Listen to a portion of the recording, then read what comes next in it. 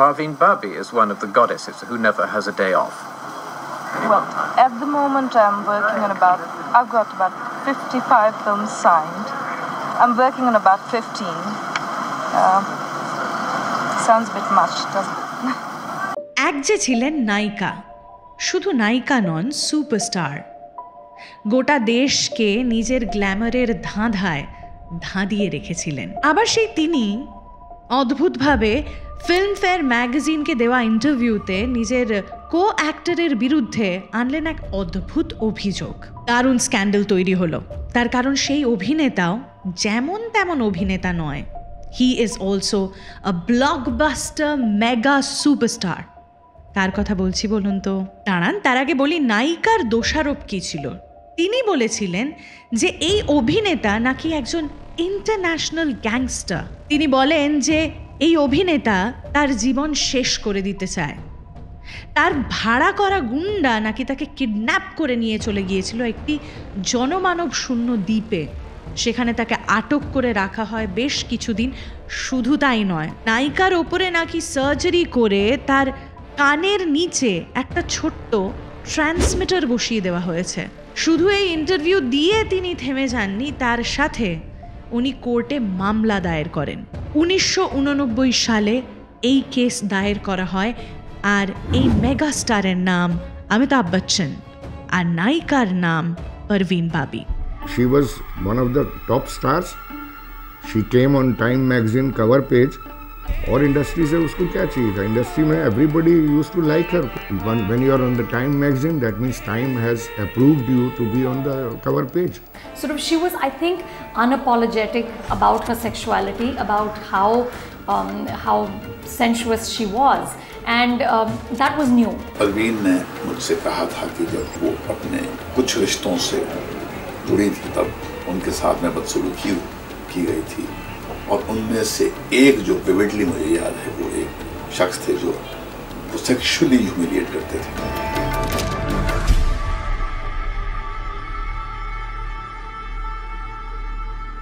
2002 সালে এই অভিনেত্রী আবার হেডলাইনে আসেন। এবার উনি কাঠগড়ায় দাঁড় করাতে চান সঞ্জয় দত্তকে।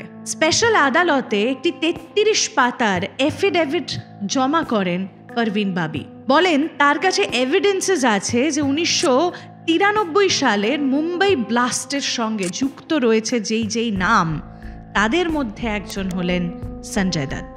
যেই ইন্টারন্যাশনাল এজেন্সি ব্লাস্টের সঙ্গে রিলেটেড, তারই একজন কো কনস্পিরেটর সঞ্জয় দত্ত। আদালত থেকে অবভিয়াসলি পারভিনের কাছে সামান গেল, ওনাকে আদালত ডেকে পাঠালো, কিন্তু শেষ মুহূর্তে হাজিরা দিতে পারলেন না পারভিন বাবি। ডেজিগনেটেড জাজ পিডি কোডেকে তিনি অনুরোধ করেন যেন তিনি তার বাড়িতে কোনো একজন কমিশনারকে ডিপিউট করেন যে এসে তার সমস্ত প্রমাণের সত্যতা যাচাই করে যাবে। এই এফিডেভিটে তিনি আরও একজন অভিনেতার নাম করেছিলেন এবং তিনিও নাকি আন্ডারওয়ার্ল্ডের সঙ্গে যুক্ত। শুধু তাই নয়, পারভিন এটাও বলেন যে আমেরিকার সেন্ট্রাল ইন্টেলিজেন্সও কারাপ্ট। তার কাছে এটারও প্রমাণ আছে নাকি। তিনি কোর্টকে এই সমস্ত প্রমাণ জমা দিতে পারছেন না, তার কারণ উনি ভয় পাচ্ছেন যে বাড়ি থেকে বেরোলে পরেই ওনাকে কেউ খুন করবে। এখান থেকেই কি শুরু হয়েছিল পারভিন বাবির ভয়। এই পুরো ঘটনাটা আমি আপনার সঙ্গে যখন শেয়ার করব, আপনি বুঝবেন যে পারভিন বাবির জীবনের দুটো দিক আছে। একটা হচ্ছে ভয় আর একটা হচ্ছে ভালোবাসা। এই দুটোই একে অপরের সাথে ওতপ্রোতভাবে জড়িয়ে রয়েছে। তবে এই ভয়ের উৎস কোথায়? ফিল্ম ইন্ডাস্ট্রিতে আসার পরেই কি ওনার এই ভীত সন্ত্রস্ত মনোভাব বারবার বেরিয়ে এসেছে, না এটার রুট রয়েছে ওনার চাইল্ডহুডে? এই নিয়েও আলোচনা হবে। তাছাড়া ওনার গ্ল্যামারাস, প্রচণ্ড হাই প্রোফাইল, খানিক উচ্ছৃঙ্খল জীবনযাত্রা, যেখানে বারংবার একের পর এক পুরুষ এসেছে, সেই নিয়েও কথা হবে। তবে প্রথমে ওই যে বললাম, let us first talk about the fear that she had. আসলে ভয় জিনিসটা দুঃস্বপ্নের মতন তাড়া করে বেড়াতো পারভিন বাবিকে। 22শে জানুয়ারি 2005 মুম্বাই জুহু অঞ্চলের রিভেরা অ্যাপার্টমেন্টের বাসিন্দারা দেখল 8 তলার পারভিন বাবির ফ্ল্যাটের সামনে দিনের পর দিন দুধের বোতল, খবরের কাগজ জমছে। 3 দিন ধরে সেই ফ্ল্যাটের দরজা কেউ খুলছে না। পারভিন সেই ফ্ল্যাটে একাই থাকতেন। অবভিয়াসলি লোকাল পুলিশকে খবর দেয় ফ্ল্যাটের অন্যান্য বাসিন্দারা। পুলিশ এসে দরজা ভাঙে। জুহুর সি ফেসিং 2100 স্কোয়ার ফিটের এই ফ্ল্যাটটাতে পারভিনকে মৃত অবস্থায় পাওয়া যায়। ফ্ল্যাটটা বিলাসবহুল হলেও সাংঘাতিক অগুছালো। বিভিন্ন জায়গায় পেইন্টিংস, মদের বোতল, আসবাবপত্র ছড়িয়ে ছিটিয়ে রাখা। তারই মাঝে খাটের ওপরে মৃত অবস্থায় পড়েছিল 70-80 দশকের রূপলি পর্দার বহু চর্চিত মোহময়ী bohemian highest paid actor Parveen Babi. মৃতদেহটি 3 দিনের পুরনো। ততক্ষণে দেহে পচন শুরু হয়ে গিয়েছে। মুম্বাইয়ের কুপার হসপিটালে পারভিনের দেহ নিয়ে যাওয়া হয় আর সেখানেই পোস্টমর্টম শুরু হয়ে যায়।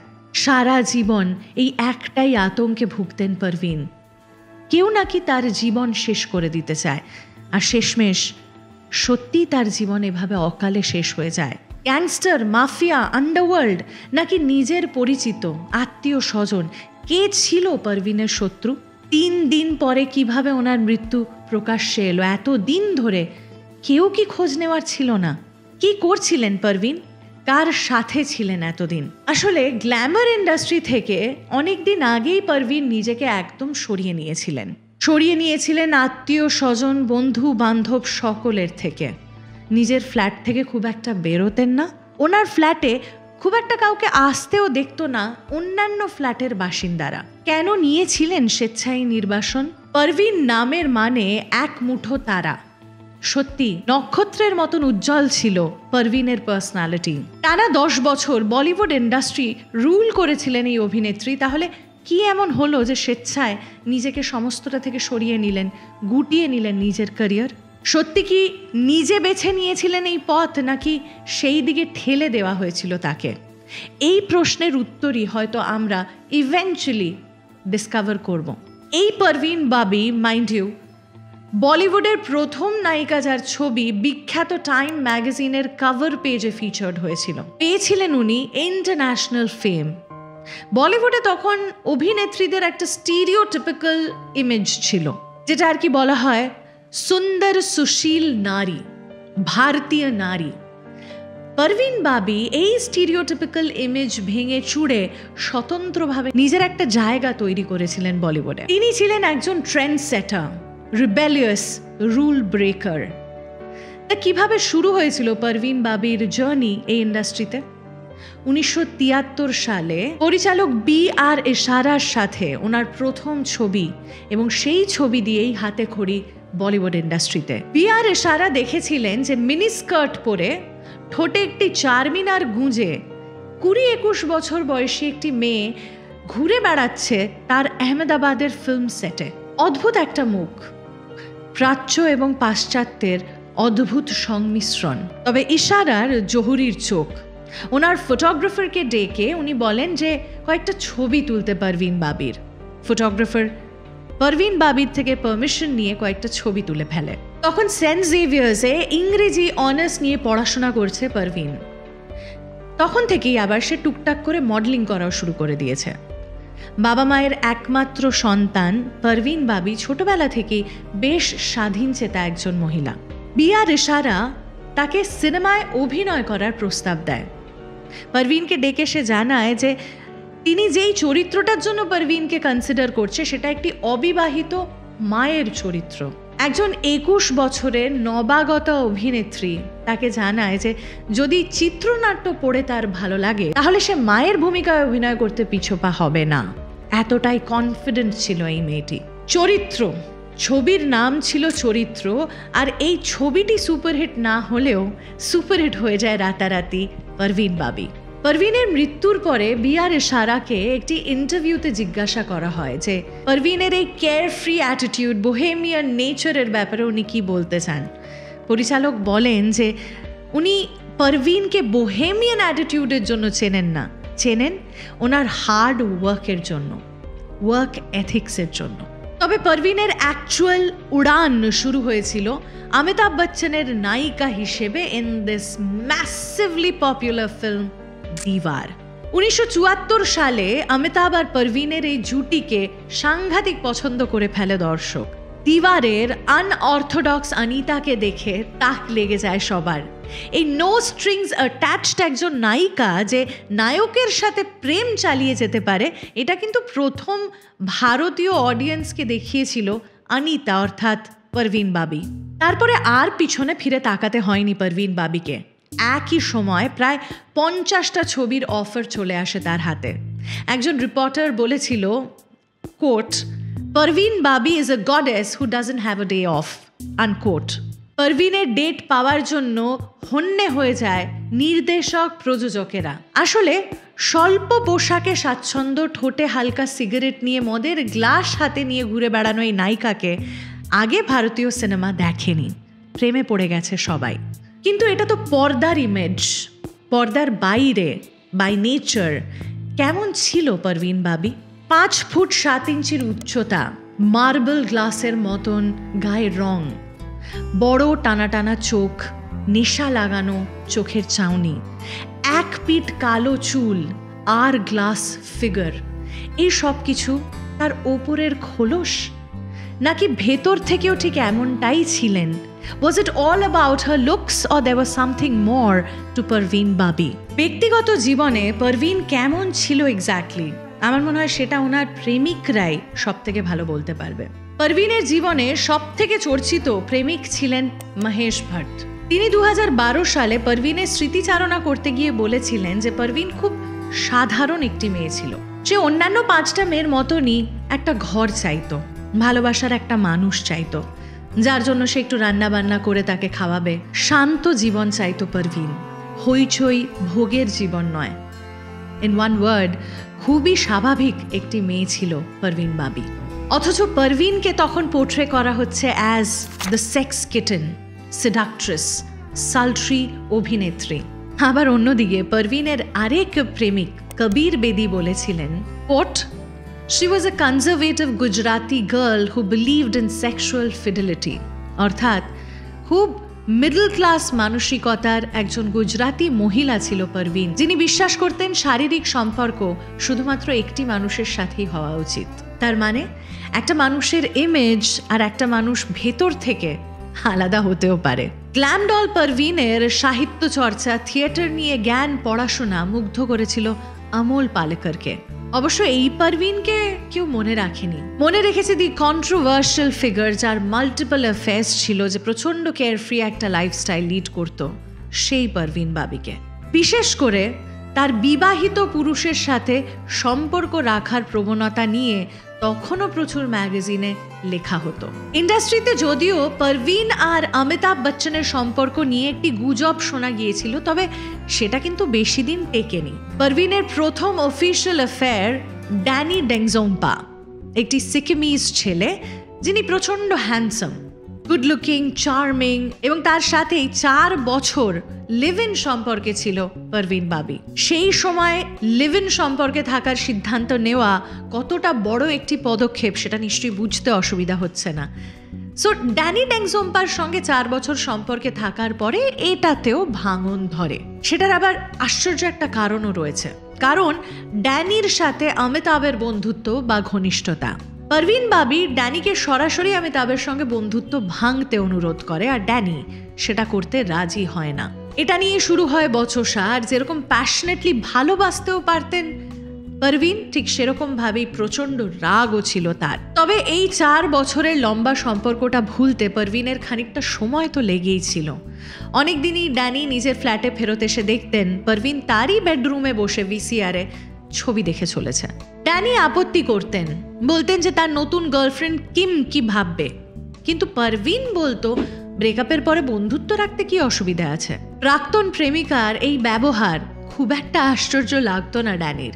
পারভিনের জীবন সম্পর্কে বলা হয়, coat, her life was like a mirror that was shattered into million pieces, unquote। কিভাবে ভেঙে গিয়েছিল এই আয়নাটা? সম্পর্কের টানা পড়ে নেই। পারভিন বাবির দ্বিতীয় প্রেম ছিল দ্য ভেরি হ্যান্ডসাম কবির বেদি। কবির সে সময় বিবাহিত ছিলেন, but he was in an open marriage. তাও কবির বেদির 6 বছরের বিবাহিত সম্পর্ক তার স্ত্রী Protima Bedi, who was a well known reputed Odissi dancer, ভেঙে দিতে চাননি। পারভিনও কবিরকে ভালোবাসে কিনা জানতে চেয়েছিল প্রতিমা।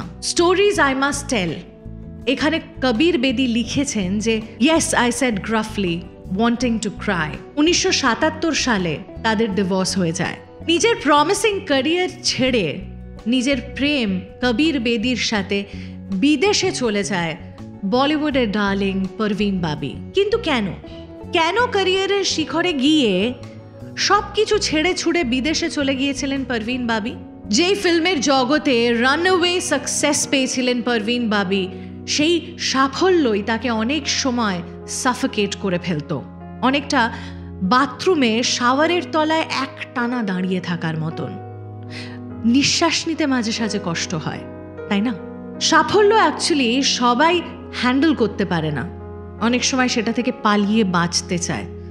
হয়তো পারভিন বাবিও নিজের ভালোবাসার সাথে পালিয়ে বাঁচতে চেয়েছিল, স্বাভাবিক একটা জীবন যাপন করতে চেয়েছিল, কিন্তু সেই সুখও কি বেশি দিন টিকে ছিল ওনার কপালে? কবির অভিনীত ইটালিয়ান সিরিজ সান্দোকান তখন সাংঘাতিক পপুলার হয়ে গিয়েছে। ইউরোপিয়ান টেলিভিশনের সমস্ত ভিউয়ারশিপ রেকর্ড ভেঙে ফেলেছে। সান্দোকানের সাকসেস পার্টিতে হ্যান্ডসাম হিরো কবির বেদির পাশে দেখা গিয়েছিল স্বল্পভাষী পারভিন বাবিকে। লাজুক প্রেমিকার মতন এক পাশে চুপ করে বসেছিলেন। দেখে কে বলবে যে বলিউডের হার্ট থ্রব একজন তারকা পারভিন বাবি সেখানে রয়েছে। কবিরের সাকসেস অনেকটাই একা করে দিতে থাকে পারভিন বাবিকে। যত বেশি কাজে ব্যস্ত হতে থাকে কবির বেদি, তত নিঃসঙ্গ বোধ করতে থাকে পারভিন বাবি। আসলে পারভিন বরাবরই ছিলেন আনপ্রেডিক্টেবল। তার জীবন, তার কাজ, তার ক্যারিয়ার, তার প্রেম সবকিছুতেই বেশ অনেকটা আনপ্রেডিক্টেবল।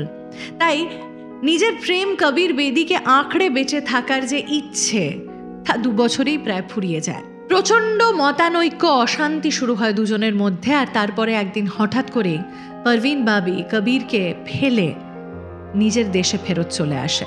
এখানে আসেন খানিকটা মানসিকভাবে বিধ্বস্ত হয়ে। 1979 সালের ডিসেম্বর এডিশনে স্টারডাস্টে নায়িকার সম্বন্ধে বলা হয়, Parveen Babi had cracked up, being unlucky in love, a girl with a broken heart. এরকম অনেক তকমাই দেওয়া হয় পারভিন বাবিকে। কবিরের বক্তব্য ছিল যে তিনি নিজেও এই সম্পর্কটা নিয়ে খানিক বিষিয়ে গিয়েছিলেন। I viewed the shadows that Parveen had cast on my most joyous years. কিসের কালো ছায়া নিয়ে এসেছিলেন পারভিন তার প্রেমিকের জন্য? কি অন্ধকার থাকতে পারে একজন সাকসেসফুল সুন্দরী নায়িকার জীবনে? বাইরে যাওয়ার সাথে সাথে যেটা এনাফ মনে হয়েছিল প্রেম ভালোবাসা, সেটা আস্তে আস্তে ফুরিয়ে আসে পারভিনের জীবনে। সে আস্তে আস্তে রিয়েলাইজ করে যে বেঁচে থাকার জন্য তার দরকার টাকা, তার দরকার ফেম। তাই ভারতবর্ষে ফেরত এসেই প্রযোজকদের ভিড় সামলাতে পারেনি পারভিন। দেশে ফিরতে না ফিরতেই প্রায় 30টা ছবি সই করে ফেলেছিল এবং বুঝে গিয়েছিল যে আগামী 5 বছর সে কাজে সাংঘাতিক ব্যস্ত থাকতে চলেছে। আর ঠিক এই সময় পারভিন বাবির জীবনে আসে মহেশ ভাট। কবির বেদির সূত্রে মহেশ ভাটকে আগে থেকেই চিনতেন পারভিন, কিন্তু এখন সম্পর্কটা আরও গাঢ় হয়। সে সম্পর্ক খানিকটা বন্ধুত্বের, খানিকটা ভালোবাসার, খানিকটা বিশ্বাসের। মহেশও বিবাহিত ছিলেন, কিন্তু ভেসে গিয়েছিলেন পারভিনের প্রেমে। পারভিনকে যদি কেউ সব থেকে ভালো চিনে থাকে, বুঝে থাকে, কথিত সেটা মহেশ ভাট। এবং এই মহেশ ভাটই একদিন পারভিনকে একদম নতুন একটা রূপে আবিষ্কার করলেন। দেখলেন সিনেমার কস্টিউম পরে পারভিন বাবি নিজের রুমের একটি কোনায় জড়ো সড়ো হয়ে আতঙ্কিত হয়ে বসে রয়েছে। তার হাতে রয়েছে একটা কিচেন নাইফ। মহেশকে বললেন বাড়ির ভেতরে কেউ একজন ঢুকে গিয়েছে, তাকে খুন করতে চাইছে। শিশুর মতন দেখাচ্ছিল তখন পারভিনকে। পারভিন মহেশ ভাটের কাছে আত্মসমর্পণ করেছিলেন।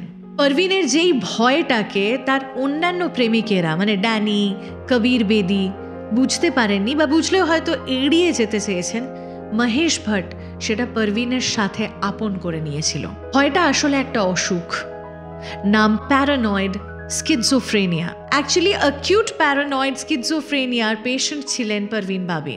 কেবল ভয় পায় এরকম ধরনের পেশেন্টরা, কিন্তু যারা এই রোগে আক্রান্ত হয় তারা বুঝতে পারে না কোনটা আসল কোনটা নকল। আসলে মানুষের মনের কোন খাঁজে কোন ভয় লুকানো থাকে সেটা এমনিতে অনেক সময় বোঝা যায় না, until and unless you get affected by a disease like this. এই ভয়ের উৎস কোথায় ছিল পারভিনের জীবনে? 1969 সালে পারভিন যখন একজন টিনেজার, তখন দারুণ এক দাঙ্গা বাঁধে আহমেদাবাদে। পারভিনকে সেন্ট জেভিয়ার্স কলেজের ওয়ার্ডেন একটি ট্রাকের ভেতরে ঢুকিয়ে দিয়েছিল। বাঁচার তাগিদে সেই ট্রাকের ভেতরে ম্যাট্রেস কম্বলের নিচে মুখ গুঁজে পড়ে থাকে পারভিন বাবি। ভয় পেতে থাকেন যে এক্ষুনি হয়তো দাঙ্গাকারীরা এসে একজন মুসলিম মেয়ের ওপরে অত্যাচার শুরু করবে। সেই থেকেই ভয় এমনভাবে পারভিনের দেহে ঢুকলো যে আর কোনো দিনও বেরোলো না।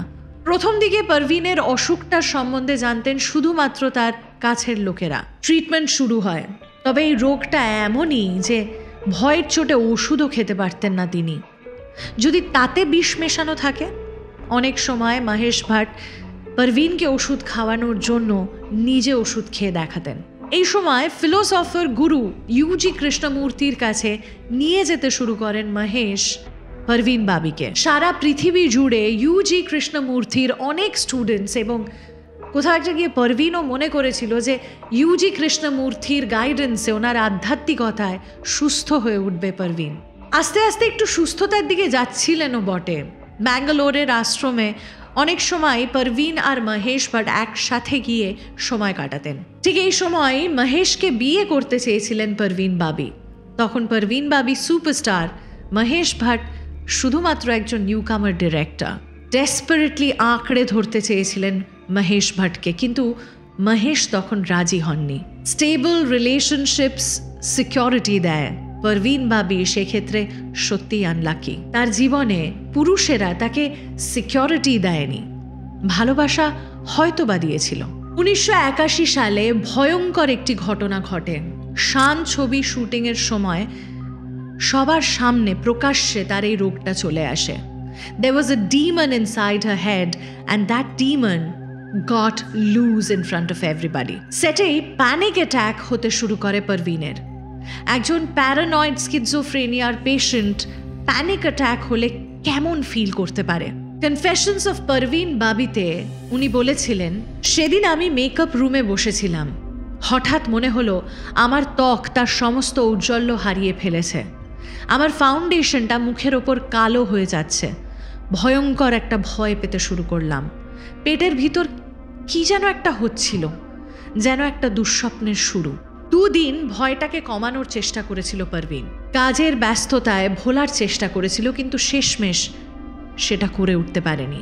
3য় দিন সেটে গিয়ে পাগলের মতন হঠাৎ করে দৌড়তে দৌড়তে গাড়িতে উঠে বেরিয়ে যান পারভিন বাবি। ইউনিটের সমস্ত লোকজন দেখেছিল পারভিনের সেই চরম মানসিক অস্বস্তি। তখন তার প্রত্যেকটা মাসল থরথর করে কাঁপছিল, ভয়ের চোটে চোখ যেন ঠিকরে বেরিয়ে আসছিল। কোট ধীরে ধীরে আমি সবার ওপর থেকে বিশ্বাস হারাতে শুরু করলাম, আনকোট। কিন্তু সবাইকে অবিশ্বাস করে কি বেঁচে থাকা যায়? উনি যেই খাবারটা খেতেন সেটাকে বিশ্বাস করতেন না, যেই জল পান করতেন সেটাকে বিশ্বাস করতেন না, এমনকি নিজের মা, বয়ফ্রেন্ড, সবার ওপর থেকে বিশ্বাস হারাতে শুরু করলেন। আস্তে আস্তে দিনের পর দিন বিছানায় শুয়ে থাকতে শুরু করেন পারভিন বাবি। উঠে গিয়ে দুদণ্ড কারুর সঙ্গে কথা বলার শক্তি পর্যন্ত হারিয়ে ফেলেন। ডক্টরসরা দ্রুত রিকভারির জন্য শক ট্রিটমেন্ট সাজেস্ট করেন, কিন্তু তখন ওনার বয়ফ্রেন্ড মহেশ ভাট সেটাতে রাজি হয়নি। আসলে তাড়াতাড়ি শুটিং শুরু করতে পারলে সবারই সুবিধে, প্রযোজকদের ক্ষতি কম হয়। পারভিনের মাও রাজি হয়ে গিয়েছিলেন। আর ঠিক এই সময় বাদ সেধেছিল মহেশ ভাট। পারভিনকে ইউজি কৃষ্ণমূর্তির কাছে আবার নিয়ে চলে গিয়েছিলেন মহেশ ভাট। ইউজি কৃষ্ণমূর্তি ওনাকে বলেছিলেন শো বিজনেস হ্যান্ডেল করার ক্ষমতা আর নেই পারভিন বাবির। এই জীবন থেকে, লাইফস্টাইল থেকে অ্যাবসলিউটলি সরে যেতে বলেছিলেন ওনাকে। এই মুহূর্তে পারভিন পড়লেন মহা দোটানায়। পুরনো জীবন ছেড়ে দেওয়া মানে একটা সাকসেসফুল ক্যারিয়ারকে ছেড়ে দেওয়া। এতদিন উনি যা তৈরি করেছিলেন সেই সমস্ত কিছু পিছনে ফেলে এগিয়ে যাওয়াটা যে ইজি নয় সেটা তো অবভিয়াস কথা, কিন্তু সেই সময় দোটানায় অন্য কোনো অপশন তিনি আর খুঁজে পাননি। তিনি ভালো করে বুঝতে পারছিলেন যে অন্যান্য কাজ করার মতনও কোনো অবস্থা তার নেই। সে কোথায় পাবে অন্য কাজ, কিছুই তো সে জানে না করতে। আস্তে আস্তে অল্প অল্প করে ফুরিয়ে যাচ্ছিলেন পারভিন বাবি।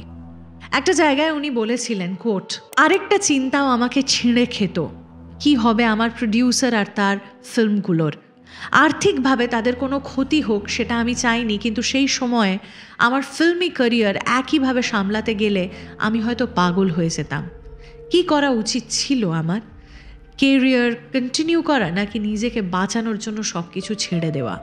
পারভিন ঠিক করলেন যে খুব ধীরে ধীরে আস্তে আস্তে একটু একটু করে উনি কাজ করবেন। সত্যি আরেকবার ঘুরে দাঁড়ালেন পারভিন বাবি। তখন মহেশ ভাটও ওনার পাশে ছিল না। তীব্র মানসিক রোগে জেরবার পারভিন বাবির সঙ্গে জুঝতে জুঝতে কোথাও একটা গিয়ে মহেশ ভাটও ক্লান্ত হয়ে গিয়েছিলেন। নমক হালাল, কালিয়া, খুদ্দার, খুন আর পানি, অশান্তি, দেশ প্রেম, এই সব কটা ছবি ওই সময় উনি একা করেছিলেন। মহান, রং বিরঙ্গি, এরকম আরও অনেক ছবির কাজ আস্তে আস্তে গুছিয়ে নিতে থাকেন পারভিন বাবি। 1983 সালে রিলিজ করে মহেশ ভাটের ছবি আর্থ। শাবানা আজমি, কুলভূষণ খরবন্দা অ্যান্ড স্মিতা পাটেল এদের অভিনীত এই ছবিটা ছিল মহেশ ভাটের আত্মজীবনী। পর্দার স্মিতা পাটেল আসলে পারভিন বাবি। বিবাহিত পুরুষের সাথে একজন অভিনেত্রী এবং তার স্ত্রীর ত্রিকোণ প্রেম কাহিনী, তাদের সম্পর্কের রসায়ন, এই নিয়ে এই ছবি আর্থ বক্স অফিসে হিট হয়ে যায় রাতারাতি। মহেশ ভাট বলেছিলেন যে হৃদয়ের যে গভীরতা শুধুমাত্র ভালোবাসা আর দুঃখ দিয়ে স্পর্শ করা যায়, সেখান থেকে উনি তৈরি করেছিলেন আর্থ নামক এই ছবিটা। মহেশ ভাট আর্থ সম্পর্কে বলেছিলেন, quote, this is the essence of my wine, roses and tears with Parveen Babi. 1983 সালের 30শে জুলাই পারভিন বাবি কোথাও কাউকে কিছু না বলে, নিজের পরিচালক প্রযোজককে না জানিয়ে, শুধুমাত্র একটি পাসপোর্ট নিয়ে লন্ডনগামী একটি প্লেনে উঠে বসেন। পারভিনের মা তাকে নিষেধ করেছিল, কিন্তু তিনি শোনেননি। তিনি বলেছিলেন যে তার একটা লম্বা ছুটির দরকার। সুইজারল্যান্ডে স্পিরিচুয়াল গুরু ইউজি কৃষ্ণমূর্তির কাছেই চলে গিয়েছিলেন পারভিন বাবি। কিন্তু কেন? পারভিনের নিজের স্বীকারোক্তিতে তিনি বলেছেন, coat, For the first time in my life, I'm finished, done with it all. My fame, my identity as an actress, and my old life. Now trying to move on to something else makes me feel like a bird trying to fly with clipped wings. But I am going to try. সত্যি চেষ্টা করেছিলেন Parvin.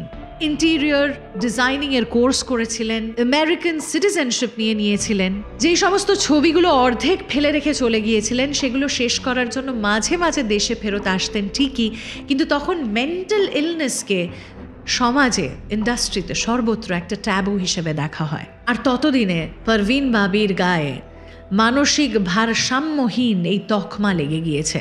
4 April 1984 সালে America থেকে একবার উধাও হয়ে গিয়েছিলেন পারভিন বাবি, এবং তাকে পাওয়া যায় নিউ ইয়র্কের জন এফ কেনেডি এয়ারপোর্টে।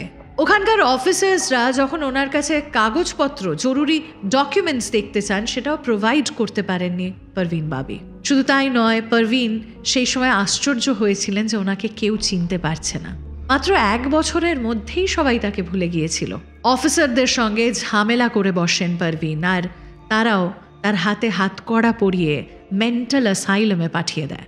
সেখানে আরও 30টা মেন্টালি ডিস্টার্বড পেশেন্টের সাথে জেনারেল ওয়ার্ডে কাটাতে হয় পারভিন বাবিকে। একবার ভেবে দেখুন, 10 বছরের ক্যারিয়ারে 10টা সুপারহিট ফিল্ম দেওয়া একজন অভিনেত্রী, কেমন লেগেছিল তার হাতকড়া পরে মানসিক ভারসাম্যহীনদের সাথে থাকতে। 1989 সালের নভেম্বর মাসে উনি ভারতবর্ষে ফেরত আসেন।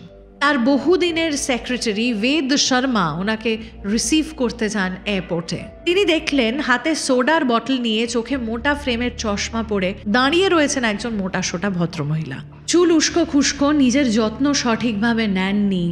উনি জানতেন যে তাকে আর চেনা যায় না, তাই হাতের প্ল্যাকার্ডটা মাথার উপরে তুলে ধরে দাঁড়িয়েছিলেন। কেউ বিশ্বাসই করছিল না যে এই সেই পারভিন বাবি, জওয়ানি জানে মন হাসিনা দিলরুবা। আসলে পারভিনের প্যারানয়েড স্কিজোফ্রেনিয়া সারেনি। এই অসুখটা এত তাড়াতাড়ি সারে না, ছেড়ে যায় না রুগীকে। একজন মানুষের ভাবনা, চিন্তা, আচার, ব্যবহার সবকিছুই পাল্টে দেয় এই রোগ প্যারানয়েড স্কিজোফ্রেনিয়া। তখন অমিতাভ বচ্চনের ওপরে কেস করা, সঞ্জয় দত্তের ওপরে কেস করা, এই সমস্ত বিষয় নিয়ে মিডিয়ায় প্রচুর হাসাহাসি হয়েছিল। অসুস্থতা নিয়ে কোনো সেন্সিটিভিটি একদম দেখানো হয়নি মিডিয়ার তরফ থেকে। কোয়াইট ন্যাচারালি পারভিন বাবির খোঁজ আর রাখেনি মুম্বাই ইন্ডাস্ট্রি। প্রথম দিকে ইন্টেরিয়র ডিজাইনিংয়ের কিছু কাজ করেছিলেন পারভিন বাবি, কিন্তু পরে সেটাও বন্ধ করে দেন। মুম্বাইয়ের রাস্তা একবার পেরোতে গিয়ে একটা বাস প্রায় তার ওপর দিয়ে চলে যাচ্ছিল, আর সেখান থেকে পারভিনের বদ্ধমূল ধারণা হয় যে কেউ তাকে আবার খুন করার চেষ্টা করছে। আস্তে আস্তে ফ্ল্যাট থেকে বেরোনো কমপ্লিটলি বন্ধ করে দেন। গ্রসারি, এমনকি রান্না বান্নাতেও তো বিষ মিশিয়ে দিতে পারে, সেই জন্য ভয়ের চোটে শুধু কাঁচা ডিম ভেঙে খেয়ে থাকতেন।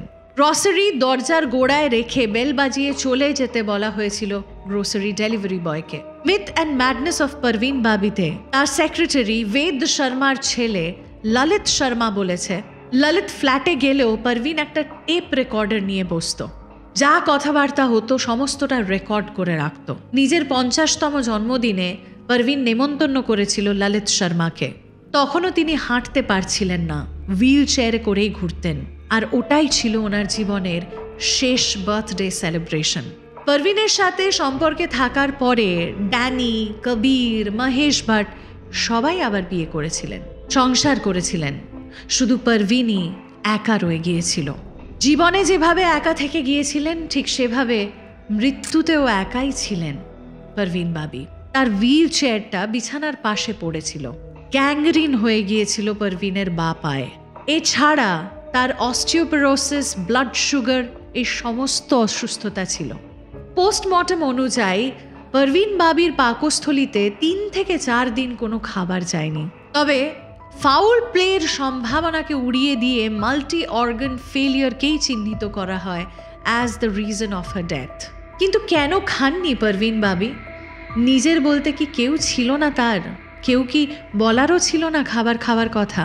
তিনিও কি হাঁপিয়ে গিয়েছিলেন, ক্লান্ত হয়ে গিয়েছিলেন, চেয়েছিলেন একটা অবসান, retirement? The demon inside her mind, সে কি আবার ফেরত এসেছিল? পারভিনের দেহ সৎকারের জন্য প্রথমে কাউকে পাওয়া যাচ্ছিল না, তবে শেষে নায়িকার সেই 3 জন প্রেমিকই তাকে কবর পর্যন্ত বয়ে নিয়ে গিয়েছিল। ড্যানি ডেংজোম্পা, কবির বেদি এবং মহেশ ভাট। আজীবন একাকিত্বে ভোগা পারভিনের এই জীবনের সব থেকে বড় প্যারাডক্স হয়তো এটাই।